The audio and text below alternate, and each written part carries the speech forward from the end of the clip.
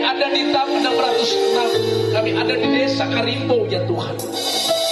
Dan dimanapun suara ini terdengar, bahkan yang ada di program Suara Kuasa yang menyaksikan, kami tahu mesbah tabut Tuhan ada di desa ini. Tuhan pasti memberkati desa ini. Tuhan pasti memulihkan keadaan umatmu di tempat ini. Jika ada yang sakit pasti akan alami kesembuhan. Jika ada yang terikat akan dilepaskan. Jika ada yang masih tertutup jalan, Tuhan buka jalan. Jika ada yang memiliki selubung-selubung akan terlepas.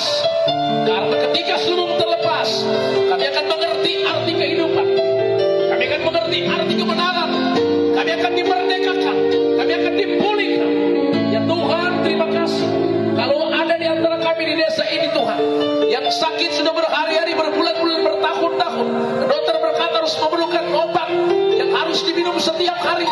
Kalau ada masalah persoalan rumah tangga yang belum terselesaikan, tekanan hidup, kegoncangan jiwa, kami tahu kalau ada tabut Tuhan di daerah ini, kalau ada tabut Tuhan, ada mesbah Tuhan di desa ini, di negeri ini, maka negeri ini atmosfernya akan diubah. Kerajaan surga akan ditegakkan, kerajaan setan akan dihancurkan, nama Tuhan akan ditinggikan, maka daerah ini akan ada lawatan Tuhan, akan ada pemulihan, kelepasan, kesembuhan, akan ada kelegaan. Haleluya. Terima kasih Tuhan Yesus. Tuhan Yesus, sembunyikan hamba-Mu di balik salib-Mu. Hamba-Mu nya alat-Mu Tuhan, menyampaikan kebenaran biarlah datang daripada-Mu. Hamba-Mu tidak mempunyai pengetahuan yang dalam, tetapi hikmat daripada-Mu, pengurapan daripada-Mu Tuhan akan membawa kami untuk mengerti arti kebenaran yang sesungguhnya. Demi nama Yesus kami berdoa. Yang siap dengar firman sama-sama bilang amin. Beri tepuk tangan diberi bagi Tuhan. Shalom. Saudara, yang dikatakan Noel tadi, betul saudara. Kami pernah ada di sini waktu di masa pandemi. Tahun 2020 ketika pandemi terjadi, maka semua orang takut beribadah. Gereja-gereja, gedung-gedung tidak bisa dipakai karena virus. Kalau tidak salah kami ada di sini pada tahap yang ke 100 lebih. Ya, kami ada di sini. Dan kami sudah berkeliling di Sulawesi Utara, bahkan di 5 provinsi se-Sulawesi.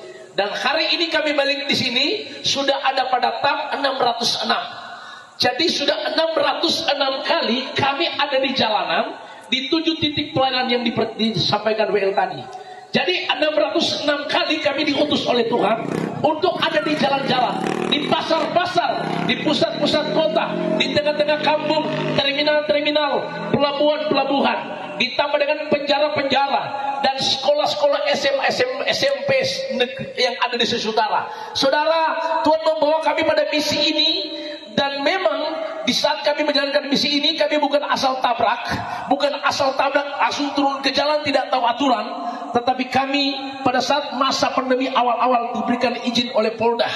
Kami juga diberikan izin oleh gugus COVID. Dan kami terus perpanjang bekerja sama dengan pemerintah setempat. Dan juga setiap kami ada di jalanan, di pusat kota, itu sudah berkoordinasi dengan pihak yang terkait. Kalau ada di desa, berkoordinasi dengan hukum tua yang ada. Kalau ada di pasar, dengan direktur pasar dan juga petugas-petugas pasar. Kalau di sekolah, kami punya izin dari dinas pendidikan. Dan jadi kami melayani itu ada aturan. Kami punya aturan, kami menjalankan aturan itu sehingga tidak tertuduh ketika kami melayani. Saudara, itu dulu yang paling penting. Yang kedua, saudara, pelayanan seperti ini, apalagi di penjara-penjara, apalagi di pasar-pasar, kalau namanya pendeta, maaf sekali saudara, oknum-oknum, sangat sulit mereka untuk turun seperti ini. Kenapa? Karena berpikir, maaf saya ini karena anugerah Tuhan jadi pendeta, jadi hamba Tuhan.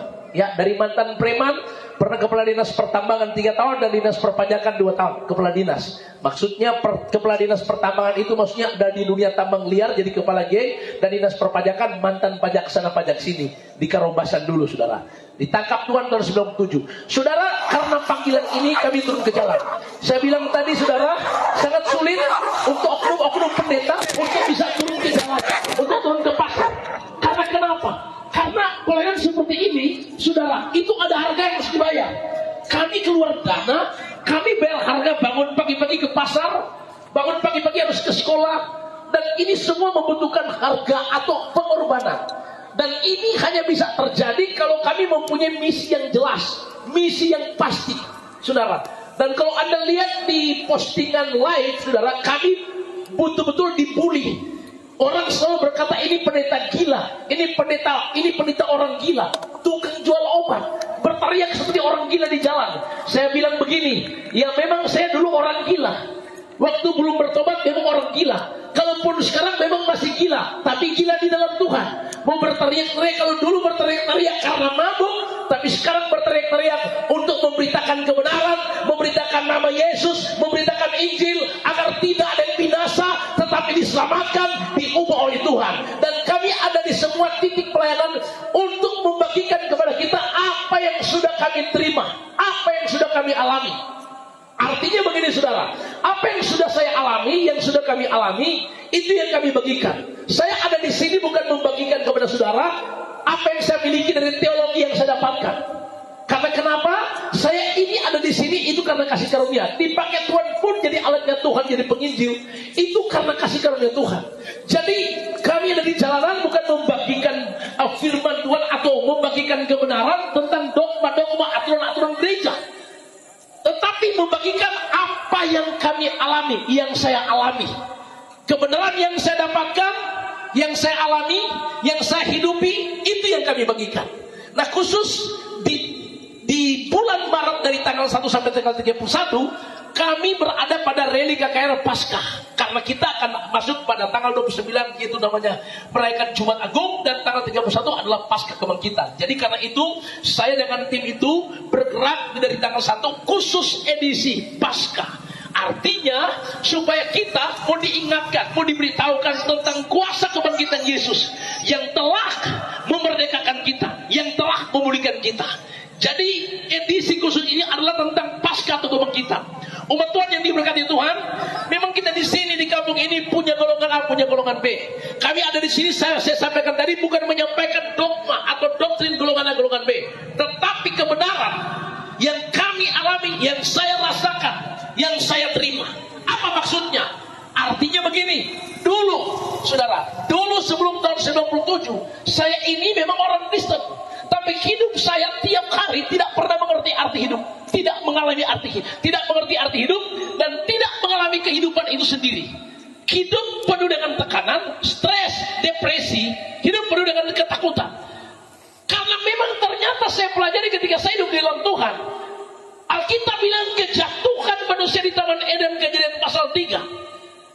Sejak manusia jatuh dalam dosa, Alkitab bilang ada 3 dosa yang sudah mengikat manusia. Dosa yang pertama, dosa asal atau dosa keturunan, dosa asal atau dosa Adam dan Hawa. Alkitab katakan sejak dari kandungan, Mazmur 51 ayat 7 berkata, sejak dari kandungan ibu kita sudah dikandung oleh dosa. Dosa itu bernama dosa asal atau dosa Adam dan Hawa. Adam dan Hawa itu jatuh dalam dosa. Dosa itu sudah ada pada manusia sejak dari kandungan. Dosa yang kedua, Keluaran pasal 20 ayat 1 sampai 5. Alkitab katakan dosa yang dilakukan oleh nenek moyang kita, Tuhan balas sampai 3-4 keturunan sampai 10 keturunan. Itu namanya dosa keturunan. Dan dosa ketiga, Yakobus pasal 1 ayat 14 di bawah berkata, dosa datang dari keinginan. Ketika keinginan dibuai jadi dosa, ketika dosa sudah matang akibatnya maut, itu namanya dosa pribadi. Jadi ada 3 dosa ini yang sudah mengikat manusia. Saya ada di situ, saudara. Kita ada di situ, di 3 dosa ini. Saudara, kenapa Yesus Tuhan kita harus datang ke dalam dunia ini? Harus datang ke dalam dunia ini. Kenapa? Karena untuk melepaskan kita, agar untuk mengangkat hidup kita, agar untuk mencari kita. Kita yang apa? Yang sudah terikat dengan 3 dosa. Dosa Adam dan Hawa, dosa keturunan, dan dosa pribadi. Dan tidak ada manusia satupun yang bisa melepaskan diri dari dosa atau kutuk hukuman. Kenapa? Karena Alkitab bilang begini, Kejadian pasal 3 ayat 17-19. Karena engkau telah mendengarkan perkataan istrimu dan makan dari buah itu, kata Tuhan, maka terkutuklah tanah yang kau kerjakan. Engkau akan bersusah payah mencari rezekimu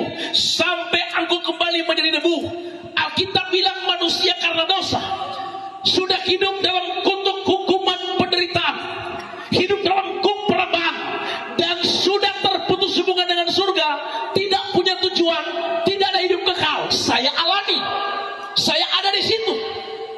Artinya terputus hubungan dengan surga itu mengakibatkan jiwa mengalami kegoncangan, tubuh sakit-sakitan, penuh ketakutan, tidak ada ketenangan, tidak ada damai. Hidup saya penuh kegoncangan dari umur 1 tahun sampai 28 tahun.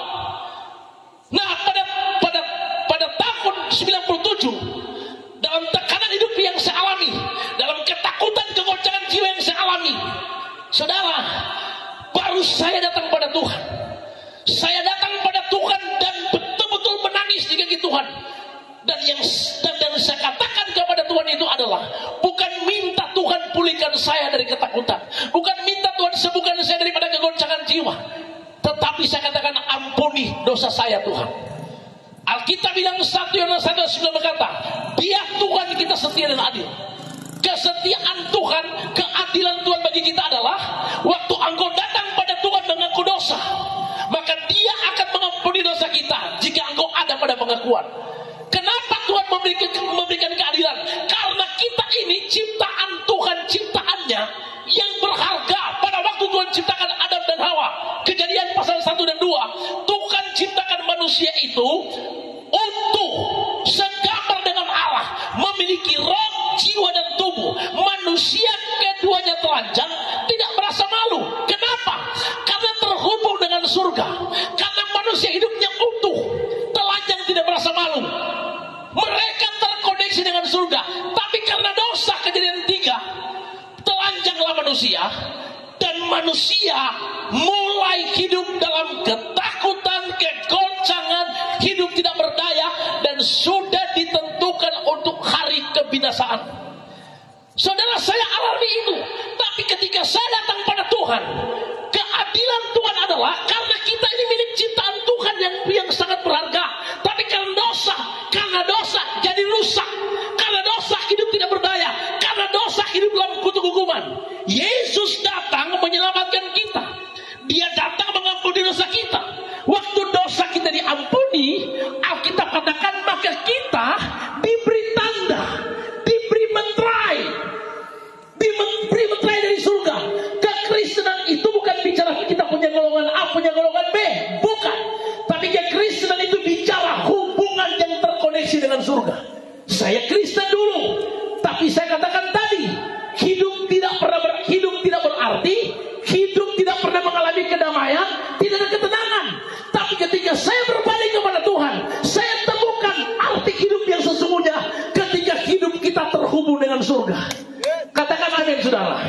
Makanya Yesus datang yang pertama dengan berita kelahiran, yang kedua berita kematian, yang ketiga berita kebangkitan Yesus, keempat berita di mana Dia akan datang kali yang kedua. Jadi Yesus lahir, Dia mati, Dia bangkit, Dia naik ke surga, dan akan datang kali yang kedua. Nah, saudara, berita pasca kebangkitan itu mengingatkan kita bahwa sebuah kutuk hukuman penderitaan sudah ditanggung Yesus di atas kayu salib.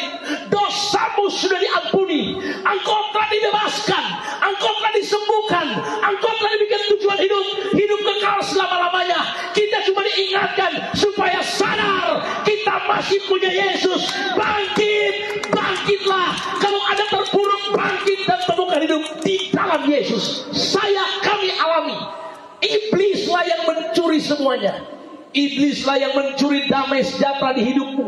Iblis yang mencuri kebahagiaan rumah tanggamu. Iblis yang mencuri masa depan anak-anak muda. Iblislah yang mencuri semua kehidupan kita. Dengan cara dia bikin kita terjerumus dalam dosa, dalam ikatan. Dia bikin kita hidup di lembaga kelaman. Dan tiap hari kita hanya menyadari hidup kita tidak berguna. Hidup kita mengalami sakit yang tidak akan disembuhkan lagi. Anda mulai tertekan dan Anda mulai berkata, rumah tanggaku sudah hancur. Kita suami sudah akan berubah. Kita istri sudah mungkin berubah. Semua ini tipuan setan. Dengar, di dalam Yesus ada kuasa kebangkitan. Bangkit dan lihatlah, ada kemuliaan Tuhan dinyatakan. Desa Karimbo di dalam lawatan Tuhan. Beri tepuk tangan yang meriah bagi Tuhan. Desa Karimbo dalam lawatan Tuhan. Nah, saudara, dari semua yang Tuhan kerjakan, Tuhan, dia lahir, dia mati, dia bangkit, naik ke surga. Dan dia akan datang kali yang kedua. Saudara perhatikan baik-baik. Tuhan Yesus akan datang kali kedua. Kalau firman Tuhan berkata dia akan datang, berarti firman itu ya dan amin. Nah saudara, kita ini senantiasa jangan terjebak dengan yang namanya tipuan iblis. Kenapa? Karena Alkitab bilang begini, nanti pada saatnya Tuhan akan datang, ketika trompet berbunyi, 1 Tesalonika 4 ayat 13-18, maka orang-orang yang mati dalam Yesus akan bangkit, kita hidup akan diangkat ke surga. Nah saudara, jebakan iblis adalah membuat kita akan berkata begini, wah dari dulu Tuhan mau datang, mana datang-datang. Oke? Memang kita tidak tahu kedatangan Tuhan, kita juga tidak tahu kematian kita. Tapi yang perlu kita ingat adalah bahwa sesungguhnya dari semua tanda-tanda di Alkitab sedang digenapi. Berarti kedatangan Tuhan itu berarti ya dan amin. Kita tidak tahu, tapi Tuhan mau kita berjaga-jaga, bersiaplah semua, biar pelitamu tetap menyala seperti perempuan-perempuan bijaksana yang mempersiapkan pelita tetap menyala. Katakan amin. Kami ada di sini untuk mengingatkan kita untuk berjaga-jaga dan untuk bersiap-siap. Mungkin Anda bilang, pendeta kita kan sudah punya golongan A, punya golongan B.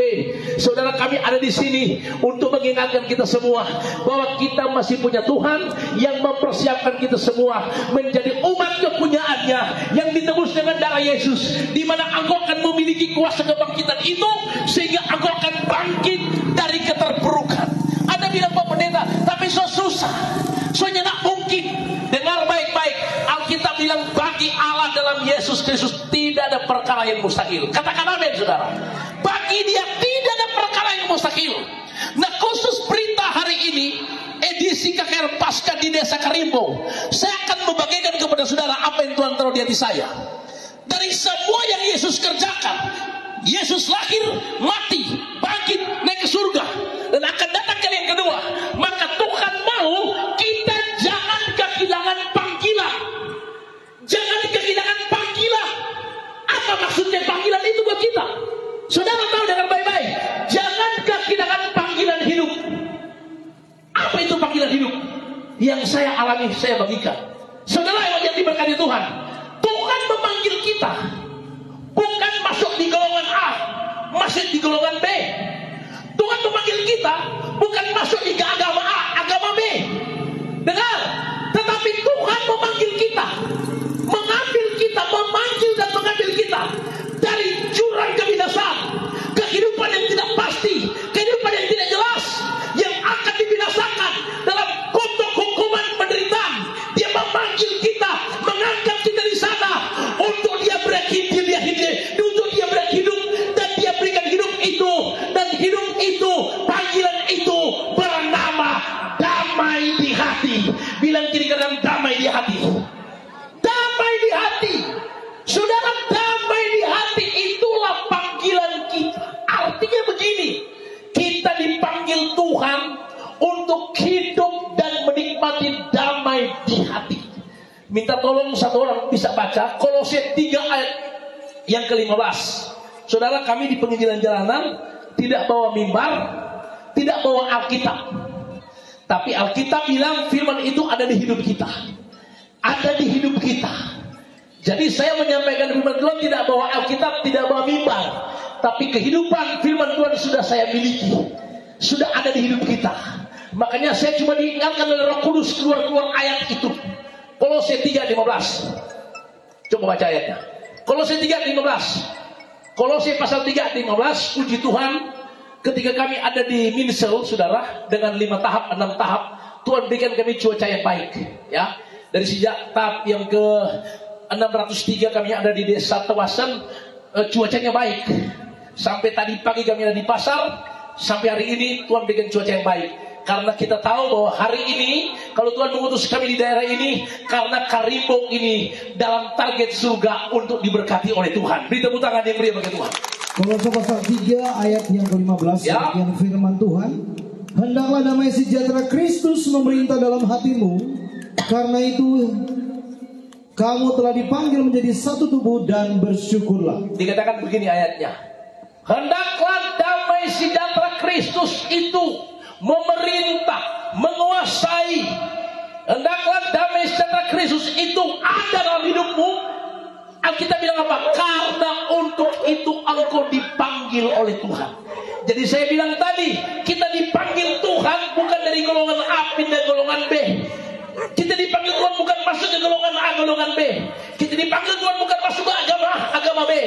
Tapi kita dipanggil Tuhan untuk menerima, untuk mendapatkan, untuk mengalami kehidupan yang ada damai di hati. Amen. Sekali lagi bilang kiri kanan, damai di hati. Damai di hati.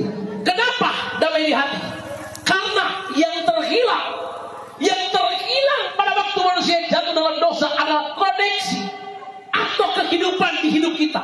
Apa arti kehidupan di hidup kita? Kehidupan yang ada di hidup kita itu adalah damai, sukacita. Itu koneksi kita dengan Tuhan. Perhatikan baik-baik. Kejadian pasal 3 ayat 3 berkata begini. Jangan kamu makan buah yang ada di tengah-tengah taman itu. Kalau kamu makan, kamu mati, kata Tuhan. Tahukah saudara, waktu manusia makan buah itu, manusia tidak mati. Betul tak?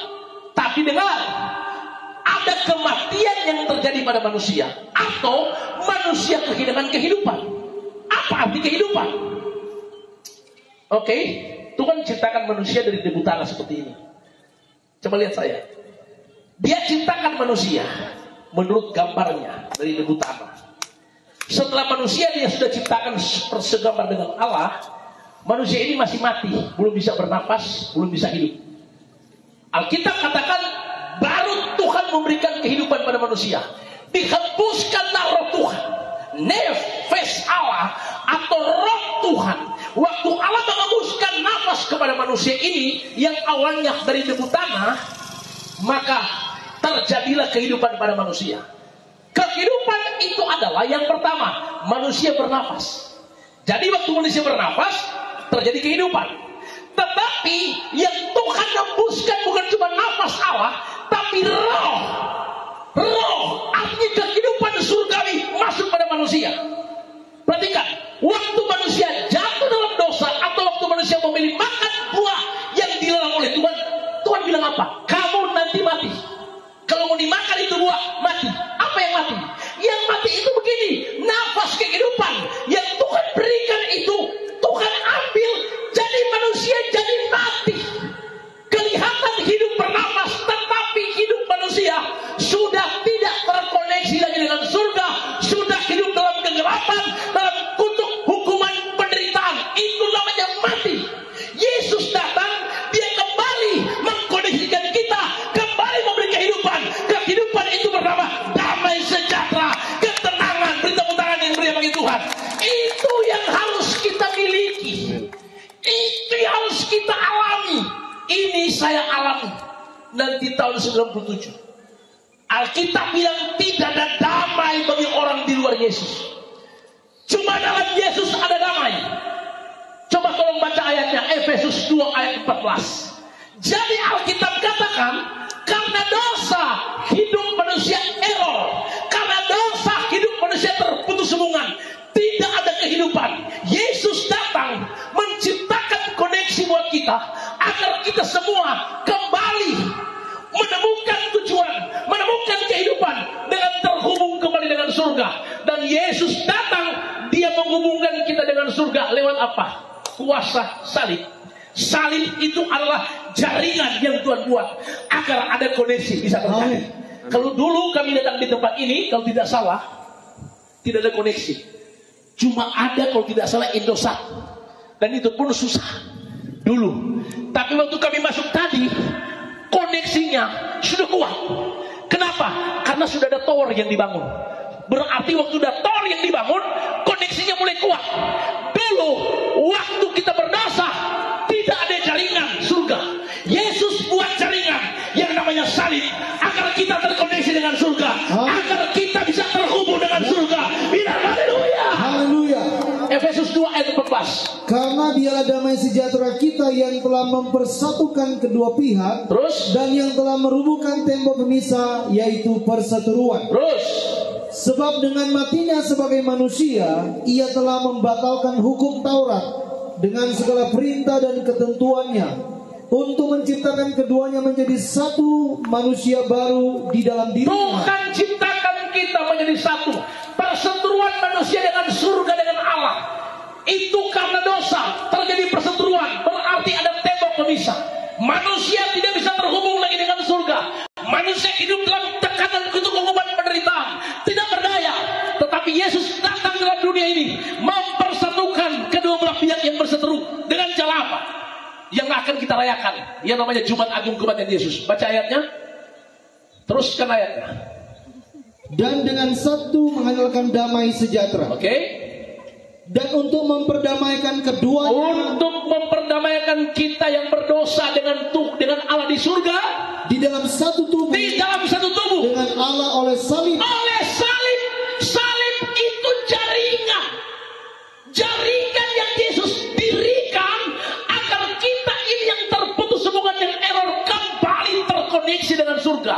Dan koneksi itu namanya damai sejahtera di hati. Amin. Terus, dengan melenyapkan perseteruan. Saudara, ketika Yesus mati, Alkitab katakan dia tergantung di kayu salib. Waktu dia tergantung di kayu salib, dia berkata sudah selesai. Oke, sudah selesai. Apa yang dia selesaikan?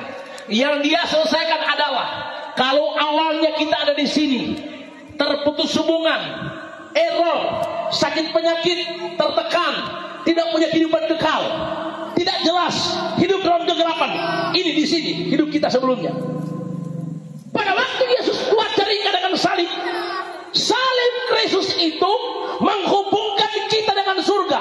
Sehingga kalau awalnya kita hidup di sini yang tidak jelas, Tuhan pindahkan di sini menjadi jelas.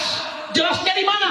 Jelasnya adalah engkau bukan hidup dalam kutuk, hukuman, penderitaan lagi, tapi hidupmu di bawah berkat, hidupmu dalam tujuan, bukan ada pada kematian kekal, tapi punya hidup kekal. Karena itu berita pasca adalah bangkitlah, kita masih punya Yesus yang luar biasa. Berita tangan yang mulia bagi Tuhan. Teruskan ayatnya. Ia datang dan memberitakan damai sejahtera kepada kamu yang jauh dan damai sejahtera kepada mereka yang dekat. Oke, terus. Karena oleh dia kita kedua pihak dalam satu roh beroleh jalan masuk kepada Bapa. Terus? Demikianlah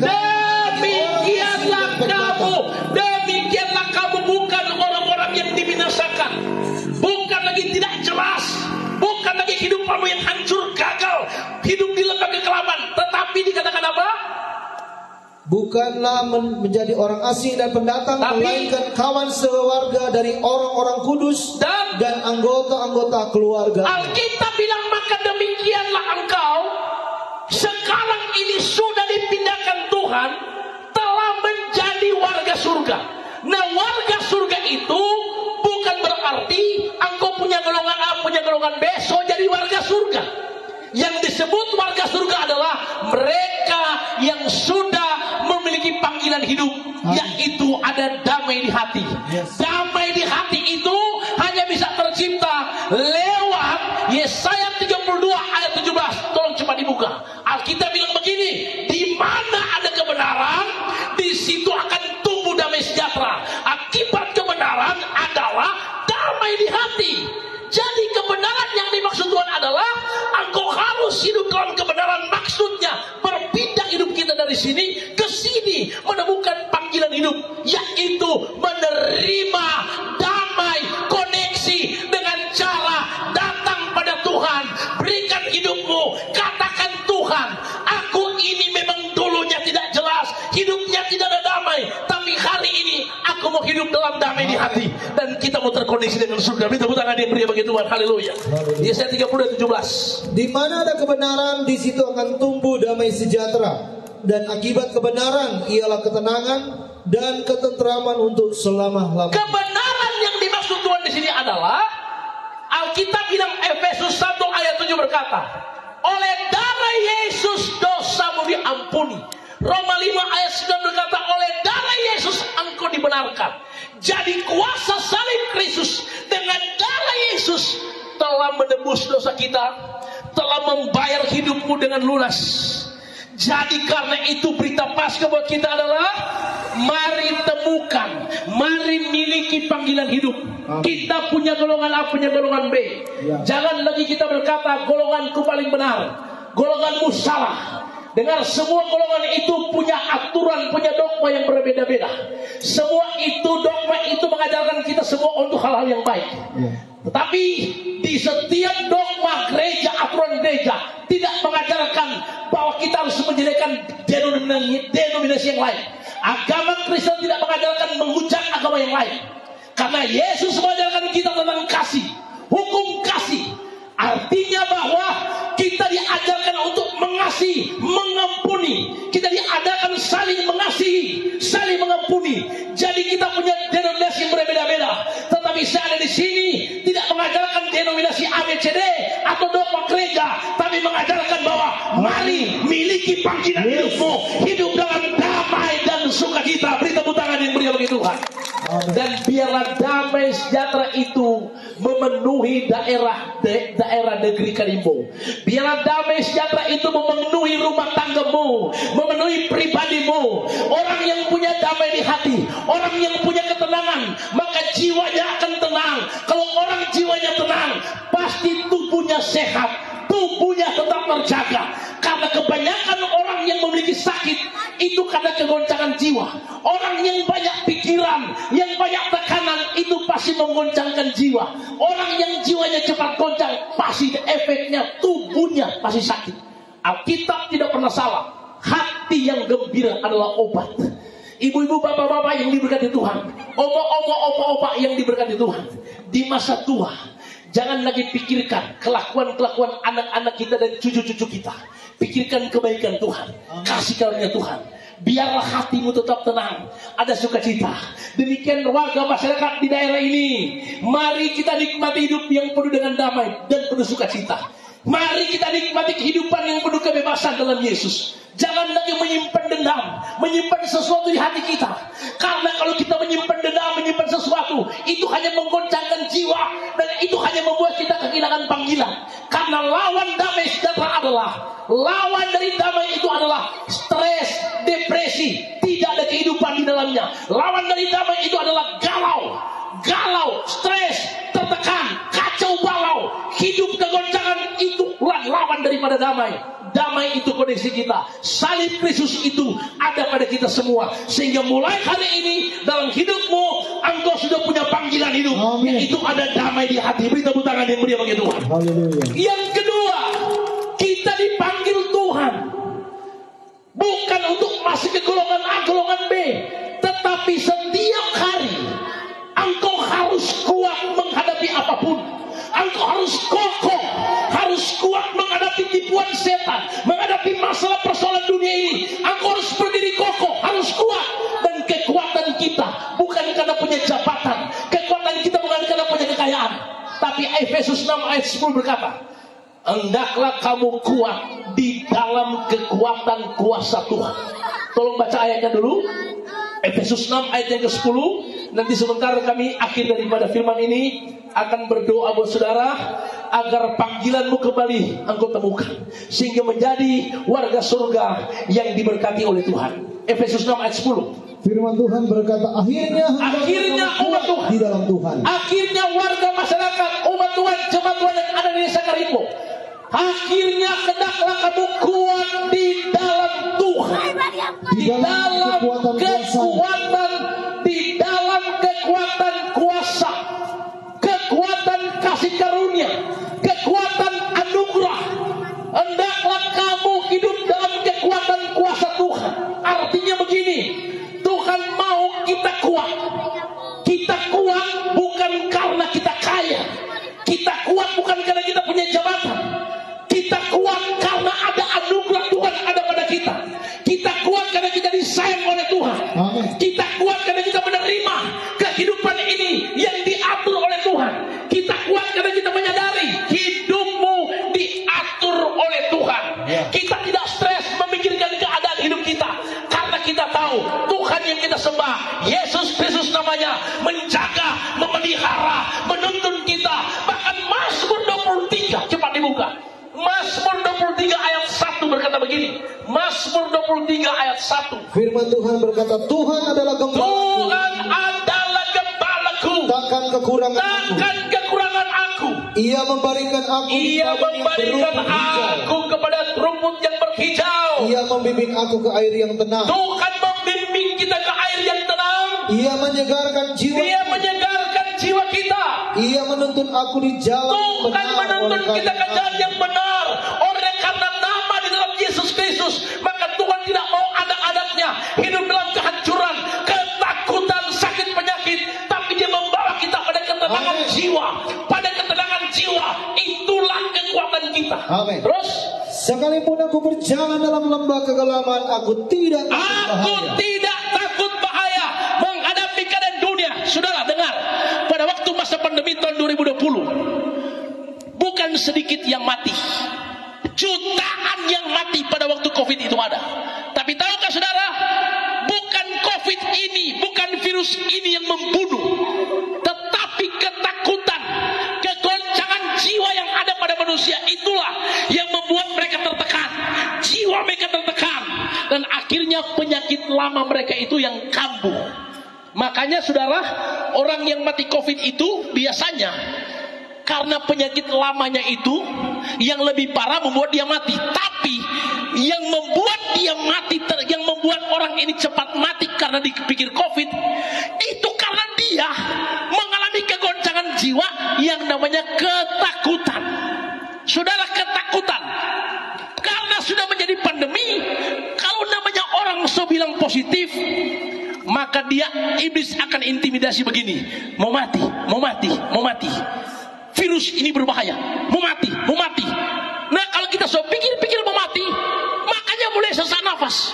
Sesak nafas bukan karena corona, tapi jiwa segoncang. Saudara, jangankan corona, penyakit biasa aja. Kalau Anda masuk rumah sakit terus Anda takut-takut, Anda bisa jadi parah penyakit saudara. Kami saudara tahu tim Raja Wali, kami ada 25 personil. Kami turun ke jalan, turun ke pasar-pasar di masa pandemi, di masa virus corona yang panas-panas. Orang turun ke jalan pagi, sore, tidak berhenti, kena hujan, kena panas, tapi tidak ada satupun tim kami yang kena dengan virus corona. Mungkin sudah kena, tetapi kami tidak pusing dengan virus itu. Yang kami hanya pikirkan adalah perkara surgawi.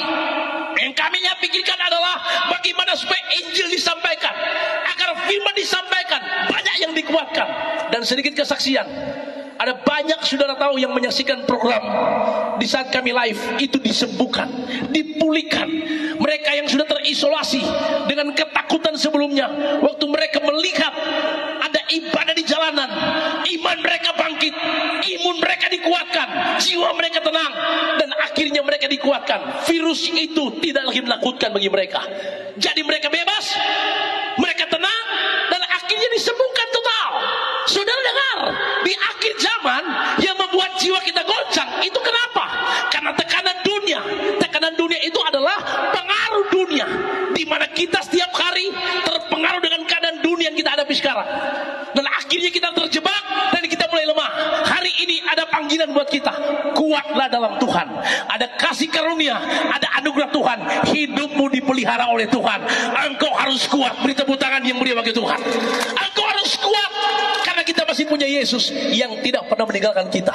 Dia Immanuel yang berkata, aku tidak pernah meninggalkan engkau. Dia Tuhan kita yang bukan saja menggendong kita, bukan saja menggenggam tangan kita, menuntun kita, tapi menggendong kita.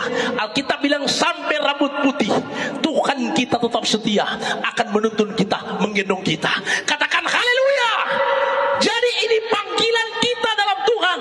Yang ketiga, saudara, apa panggilan hidup kita? Yang pertama, panggilan hidup kita adalah untuk hidup dalam damai. Yang kedua, untuk kuat di dalam Tuhan setiap hari. Yang ketiga, Alkitab bilang apa? Tuhan memanggil kita untuk jadi pemenang, lebih daripada pemenang. Pertandingan sudah dimulai, peperangan sudah dimulai, perjuangan sudah dimulai.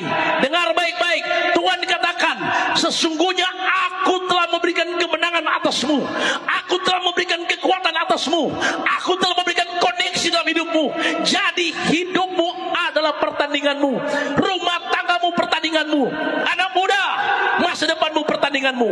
Harus engkau menang dalam pertandingan itu. Amin. Bagaimana caranya? Menjaga hidup ini untuk tidak tercemar, karena Tuhan pasti memberikan kemenangan. Waktu ada persoalan rumah tangga, saudara, kalau Anda memiliki persoalan rumah tangga, Anda akhiri dengan perceraian, berarti pertandinganmu berakhir. Kalau Anda memiliki persoalan rumah tangga, selesaikan itu dengan cara hadirkan Tuhan. Sadarlah rumah tanggamu, rumah tangga yang diberkati Tuhan. Kalau Anda mungkin berkata, Pak Pendeta, tapi dia pamabot tiap hari, tapi dia pendeta selingkuh tiap hari. Bapak-bapak bilang, oh pendeta kita pemain tua, kau sekarang sebukan penodong pendeta, bergonggong tiap hari. Saudara, jangan kau berkata, sudah cocok. Kalau suami digonggong oleh istri tiap hari, dia gonggong, akhirnya suami lari karena ada jingkira yang bergonggong. Tapi istri juga bilang, Pak Pendeta, tapi suami juga sampai sekarang. So masuk di pertemuan, dia berada di satu kelompok. Kelompok apa dia nama? Portugal. Apa itu Portugal? Persatuan Orang Tua Gatal. Bahaya ini saudara. Persatuan Orang Tua Gatal. Ini berbahaya. Nah, akhirnya Anda bilang sudah cocok. Mesti pisah. Waktu Anda pisah, pertandinganmu berakhir. Anak muda, Anda bertanding dalam masa depanmu. Dalam studimu, engkau harus berhasil. Dan Alkitab bilang Tuhan Yesus sudah berikan kita keberhasilan. Karena itu jadilah pemenang. Kuasa kebangkitan membawa engkau menemukan tujuan. Engkau jadi umat Tuhan yang lebih daripada pemenang. Beri tepuk tangan yang meriah bagi Tuhan. Dan yang ketiga, Alkitab katakan engkau dipanggil Tuhan untuk jadi penyembah yang benar. Apa itu penyembah yang benar? Penyembah yang benar adalah mereka yang mempersembahkan korban hidup yang berbau harum. Apa itu korban hidup yang berbau harum? Korban hidup yang berbau harum itu adalah korban yang tersembelih. Apa itu tersembelih? Tersembelih itu terasa, sangat terasa. Anda sudah pernah tidak membawa persembahan? Pendeta berkata begini, marilah kita akan memberikan persembahan. Berilah yang terbaik.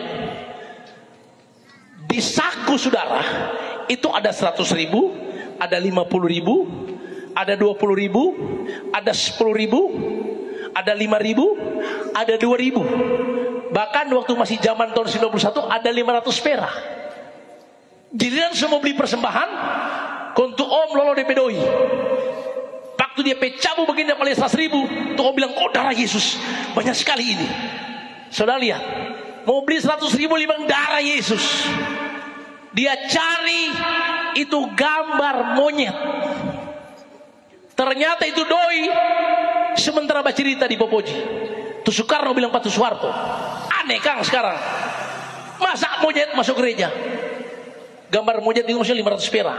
Kau tuh monyet bilang begini, nanti berkuliah, siapa tuh mau masuk surga buat orang? Masuk ke kotak persembahan maksudnya toh. Jadi waktu tuh om pelolo de pedoi begini dan tuh tanta, dia lihat 100.000, dia bilang, oh Tuhan banyak ini. Dia cabut 50, dia bilang, oh masih banyak. Dia kasih balik ulang. Dia cari tuh gambar monyet. Dia ambil tuh gambar ngok, kok dia kasih di persembahan. Kok monyet bilang, so lihat toh, siapa yang dorang pilih? Yang dorang pilih kita. Saudara tahu kenapa Bank Indonesia telah mencabut peredaran gambar monyet atau 500 rupiah? Kenapa? Karena tuh di gereja kurang ngok semua, saudara. Karena tuh di gereja kurang monyet semua. 500 perak. Tapi puji Tuhan, sekarang di gereja soalnya ada monyet, tapi kurang bapakku potong semua. Karena ada pati murah. Pati murah gambar 1.000 rupiah. Anda tahu gambar 1.000 rupiah. Di kota persembahan ada 7 kota persembahan, Anda kasih pati murah semua. 1.000, 1.000, 1.000. Padahal di saku saudara itu ada gambar-gambar yang besar. Ingat saudara, ini saya kasih contoh. Korban hidupmu yang terbaik itu memberi persembahan yang terbaik. Bukan bicara persembahan uang, tapi persembahan hidupmu. Jika Anda bangun pagi, Anda masuk di kamar doa, Anda berdoa. Kalau Anda berdoa di kamar doa, cari wajah Tuhan. Anda mulai berdoa kepada Tuhan. Setelah berdoa, baca Alkitab. Itu korbanmu yang berbau harum. Jangan kau berdoa masuk di kamar, ada HP di sebelah kanan, baru mau berkata, ya Tuhan, aku mengasihi kau. HP berbunyi, Anda tuh angkat. Siapa ini kan? Halo, oh yo tunggu situ Jo, kita semua pergi. Baru mau berdoa, HP semua bunyi. Itu namanya korban berbau busuk. Korban berbau busuk lagi apa? Masuk di gereja, pendeta sementara khotbah, itu ibu-ibu cerita di dalam gereja. Tuh ibu satu bilang pada ibu satu, itu dia pakai sana, kredit kok itu pasti, kredit semua. Karena iri hati. Ada ke gereja tapi banyak cuma bergosip di gereja, tapi puji Tuhan nyanda ada di desa Karimbo, nyanda ada saudara, nyanda ada yang mau mengaku maksudnya. Ya, ada ke gereja tapi cuma gosip. Itu ibu-ibu saudara, maaf bukan di sini. Tapi kalau bapak-bapak lain, so pakai dasi dia tapi gereja, so bawa Alkitab, so bagus-bagus tapi masuk gereja, so siap masuk gereja. Kau dia ambil tuji Samsu, kau dia pasang, tak. Itu sama dengan apa saudara? Ada bawa Alkitab seperti domba, tapi dia pasang tuk kanan, so begini, so dombing itu saudara tahu, setengah domba setengah kambing. Dia masuk di gereja, ada palang pintu gereja, karena masih panjang dia kasih di palang pintu gereja itu puntung toh, kalau dia masuk di gereja. Setelah keluar dia cari tapi puntung, orang sopan curi. Dia mengamu di bangsa menabe tapi puntung sini, sama nabe. Anda bayangkan saudara, baru terima firman Tuhan cari tapi puntung orang suami dia mengamu di gereja. Itu sebukan kambing, so serigala saudara. Ya, tapi maaf bukan di sini. Saya mau tekankan bukan di sini. Di sini jangan mau mengaku. Ya, saudara. Begitulah kekristenan saudara. Kehidupan seperti ini yang terjebak. Akhirnya kita kehilangan tujuan. Akhirnya kita kehilangan panggilan. Yang namanya penyembah yang benar. Korban yang berbau harum. Masuk di gereja, duduk di gereja, dia selalu pas mokol. Pendeta khotbah sampai lama. Dia semua begini, pendeta ini lama berkhotbah. So gelisah sama dengan nangka saudara. Itu korban berbau busuk. Saya banyak kali diundang ke KKR saudara.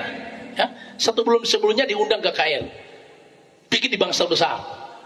Setelah kita naik ke mimbar, tiba-tiba itu panitia suka kasih itu kertas, khotbah cuma 7 menit karena ada pejabat mau sambutan. Saudara bayangkan, kita ini satu bulan sebelumnya diundang mau khotbah di KKR, kok orang kasih 7 menit, mau khotbah 7 menit. Saya ini jadi alatnya Tuhan, penyambung lidah Tuhan, sudah mempersiapkan diri untuk Tuhan pakai menyampaikan firman Tuhan. Kok dia mau kasih kita 7 menit? Kalau sama dengan mandi baru bakumur saudara, baru bakumur. 7 menit mau khotbah.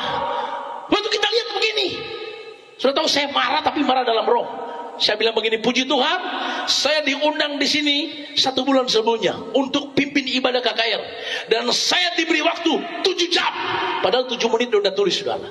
Untuk panitia bilang, ya 7 menit. Saudara tahu kita jangan dengar tuh 7 menit itu, kita sikat terus sampai tuh pejabat undang di situ, so sama dengan gai nangka saudara. So fugado, so balap di pesuar, so goyang-goyang. Kita bilang, ibu bapak sekali yang ada di ibadah ini, jangan kita seperti gai nangka di sini. Hormati ibadah. Duduk berdiri, hormati ibadah. Jadi kita khotbah bukan 7 menit, 1,5 jam. Sampai tuh panitia so angkat tuh kertas, so sama dengan tuh diring tinju, sudah tahu. Waktu sudah selesai. Anda bayangkan saudara, kok ibadah begitu? Tapi puji Tuhan jemaat berkata, terus pendeta, terus kami menikmati firman Tuhan. Itu korban yang berbau harum, tersembelih, terasa. Nah kami ada di sini juga melayani di tempat ini. Kami mau memberi yang terbaik dalam pelayanan. Jadi saya khotbah di sini biasanya ada 4 hal. 1 hal 1 jam, 4 hal 4 jam, ditutup kesimpulan 1 jam. 5 jam di sini. Katakan amin. 5 jam nanti berkuliah. Awas kau keluar dari sini. 5 jam. Korban berbau harum itu tersembelih. Doamu harus hancur hati sungguh-sungguh. Ibadahmu sungguh-sungguh. Itu korbanmu yang berbau harum. Itu panggilan kita saudara. Jadi ingat baik-baik umat Tuhan, di KKR Pasca ini bangkitlah. Jadilah penyembah yang benar. Hiduplah sungguh-sungguh. Beri yang terbaik kepada Tuhan. Bukan nanti di gereja Anda memberikan korban hidupmu dengan ibadah sungguh-sungguh, tapi di mana engkau ada, di kebun engkau bekerja, engkau senantiasa jadi korban yang terbaik. Surat-surat pujian yang dapat dibaca, orang bisa lihat ini orang benar-benar orang di dalam Tuhan, karena perkataannya juga aku bisa rasakan. Pikirannya pikiran positif. Itulah korban yang berbau harum. Dan hari ini saya percaya pemerintah setempat ketika mengundang atau memberikan kami izin untuk ada di sini, berarti desa ini sedang memberikan yang terbaik kepada Tuhan. Ada korban yang berharga. Tuhan pasti berkati desa ini. Desa Karimbo di dalam lawatan Tuhan. Amin. Sedikit kesaksian, saudara. Pada waktu kami pernah ada di sini dulu, ada satu tante, dia masuk di inbox. Dia bilang, Pak Pendeta, mungkin ada di sini. Kita pe kampung itu. Kita sudah 25 tahun di Belanda atau di Amerika. Siapa sini yang orang tua atau keluarga ada di daerah di luar? Dia bilang, itu kita pe kampung. Dia bilang, aduh, kita bersyukur. Kita kaget sekali lihat di Facebook. Kita kaget lihat di YouTube.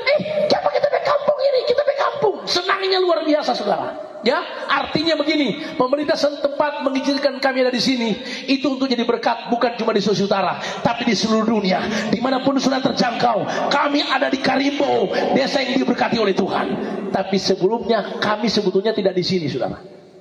Sebetulnya kami ada di satu desa.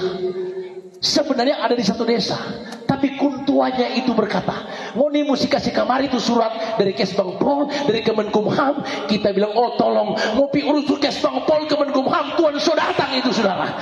Kita bilang, ini sotolak alus. Kalau meminta surat 4 orang selengkap begitu, itu sotolak alus.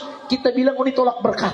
Kami ada di Tuhan pindahkan ke sini karena Tuhan mau berkati desa ini. Karimbo dalam lawatan Tuhan. Karimbo dalam lawatan Tuhan diberkati oleh Tuhan.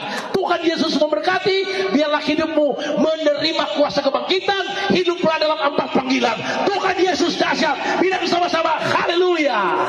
Amin, amin, amin. Mari berdoa, saudara. Bapa di surga, terima kasih Tuhan.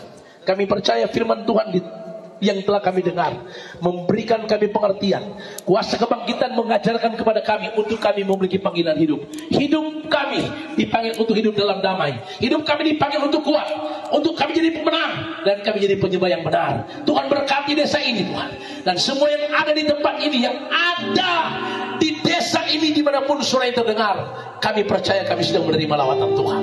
Yang lemah dikuatkan, yang sakit disembuhkan. Sebentar kami akan berdoa buat pribadi saudara. Setelah lagu ini, Tuhan Yesus memberkati kita. Haleluya.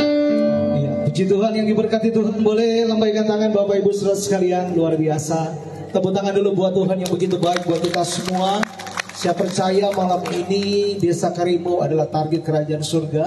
Seperti yang Pak Pendeta bilang, sebenarnya kami ada di satu desa, tapi terlalu banyak birokrasinya.